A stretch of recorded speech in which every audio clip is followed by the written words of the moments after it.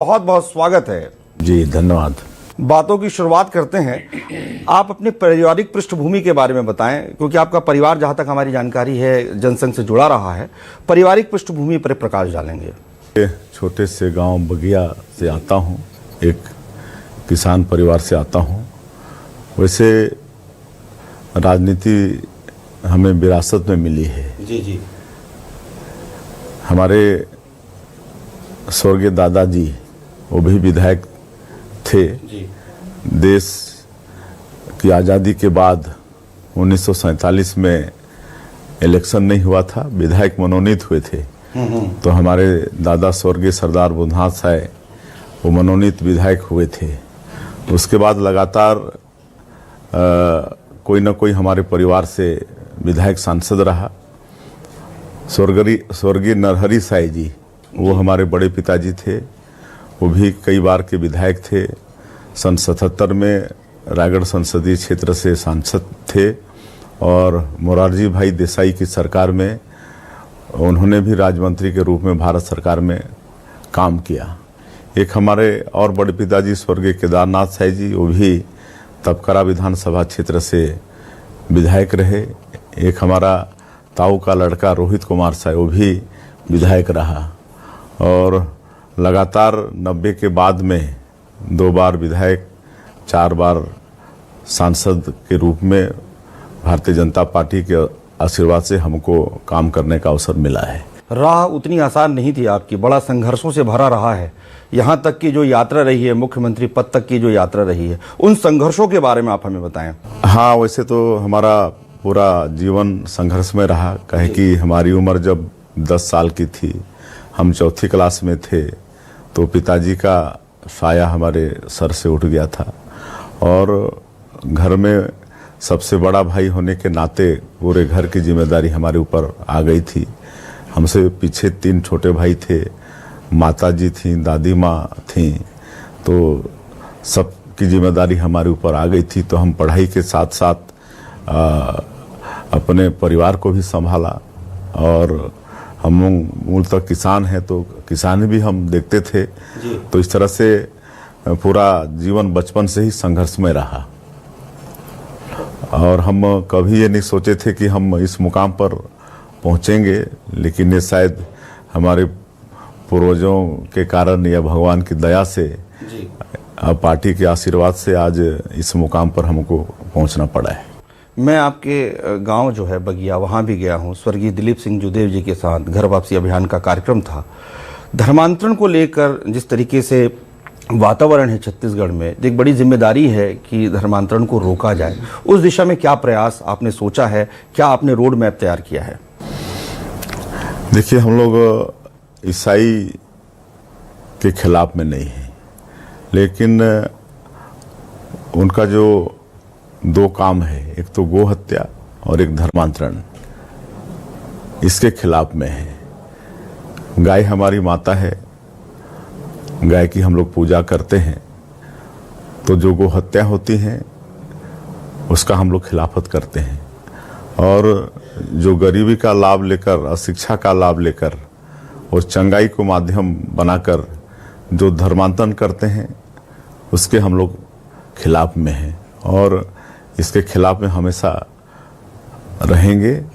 पिछली सरकार में धर्मांतरण को कहीं ना कहीं सरकार में बैठे लोगों के द्वारा ही मिलता रहा है और ये अपना वोट बैंक बढ़ाने के लिए सब उन्होंने किया, लेकिन इस सब पर बिल्कुल निगरानी सरकार की रहेगी और इस सब में अंकुश लगेगा।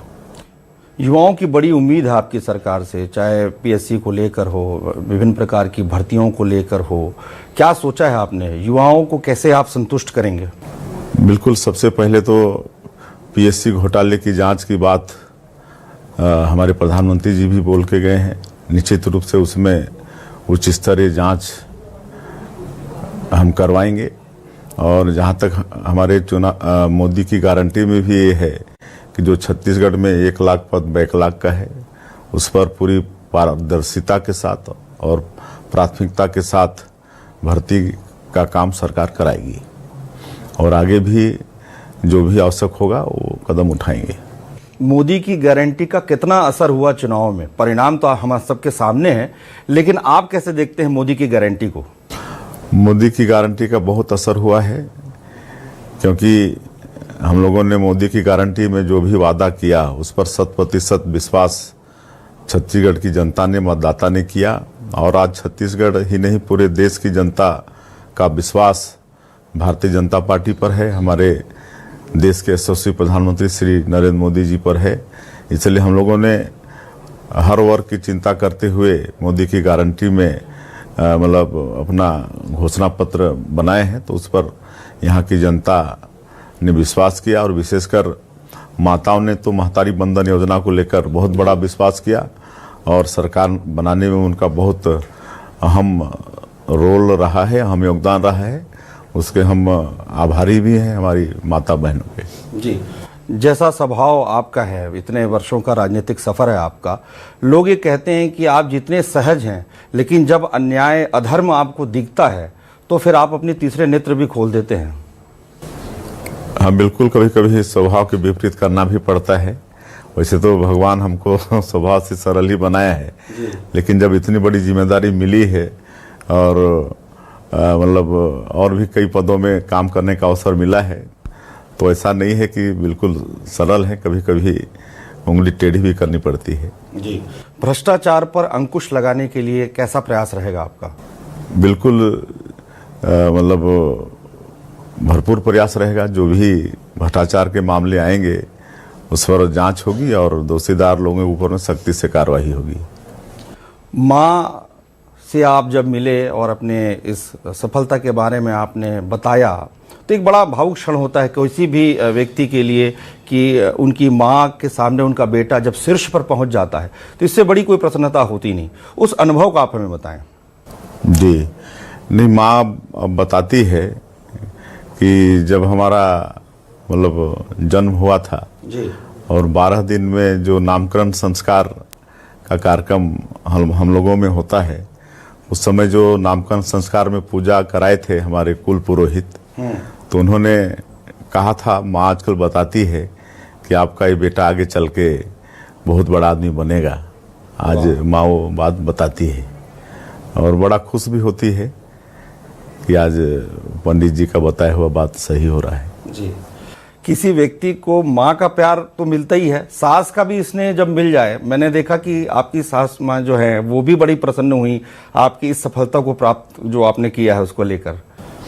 नहीं, सभी लोग खुश हैं, परिवार के सभी लोग खुश हैं, और ये स्वाभाविक भी है कि परिवार का कोई व्यक्ति इतने बड़े पद पर पहुंचता है तो खुशी होती है स्वाभाविक रूप से। जी, एक बात हम लोग जानना चाह रहे थे कि राजनीति में जो फिलहाल युवा आना चाहते हैं, क्योंकि आप युवा राजनीति से यहाँ तक आए हैं, उनके लिए आप क्या संदेश देना चाहेंगे? अब युवा तो देश के भविष्य हैं, राष्ट्र शक्ति हैं वो, और आज हमारे देश का युवा आदरणीय नरेंद्र मोदी जी से, हमारे देश के यशस्वी प्रधानमंत्री जी से प्रभावित हैं, और सब अधिक से अधिक जुड़े हमारे प्रधानमंत्री जी से, भारतीय जनता पार्टी से। सब मिलकर इस देश को फिर से मतलब विश्व गुरु मतलब बनाना है, और आदरणीय नरेंद्र मोदी जी के नेतृत्व में उस दिशा की ओर बढ़ भी रहे हैं। फिर भी पहले हमारा ये देश सोने की चिड़िया कहलाता है, तो अगर हमारे देश का युवा, और हम समझते हैं कि विश्व में सबसे अगर कोई युवा देश है तो वो भारत ही है, सबकी ताकत लग जाएगा तो हम लोग को सोने की चिड़िया बनने से भी कोई नहीं रोक। जी, अंत में मेरा प्रश्न ये है कि जो अनिति कछु भाषों भाई तौम हुई बरजहूं भय बिसराई, ये रामचरितमानस में कहा गया जब रामचंद्र जी का राज्याभिषेक हो रहा था, कि जनता को ही कहा गया और सभी को कहा गया कि आप भय मुक्त होकर मुझे अपनी बात कहिए। वही उम्मीद आपके साथ भी है कि भय मुक्त होकर आप मेरे तक आइए, आप अपनी बात कहिए।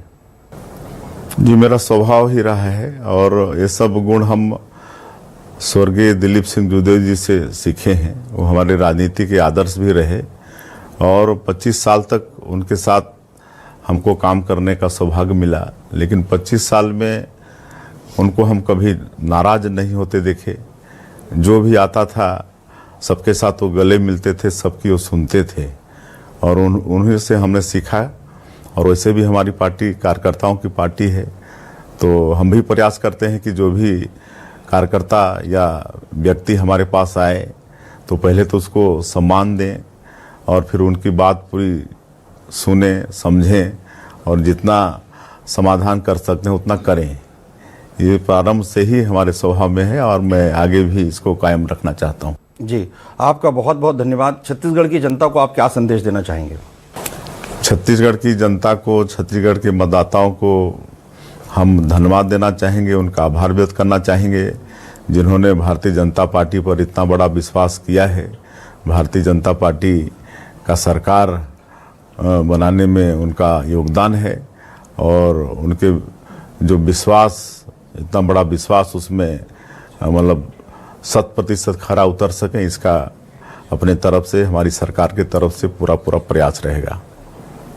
हमारे साथ थे छत्तीसगढ़ के मुख्यमंत्री विष्णुदेव साय जी। साय जी, बहुत बहुत धन्यवाद।